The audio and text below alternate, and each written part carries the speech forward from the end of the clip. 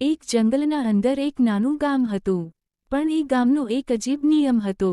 સૂર્યાસ્ત પછી 10 મિનિટમાં આખું ગામ ગાયબ થઈ જાય છે. એક દિવસ શહેરનો વિડિયોગ્રાફર વીર એ વાત સાંભળી. એણે વિચાર્યું, આ તો વાયરલ કોન્ટેન્ટ છે.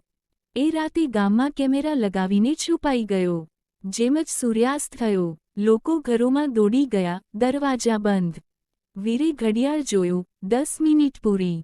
અને અચાનક આખું ગામ ધીમે ધીમે હવામાં ઓગળવા લાગ્યું.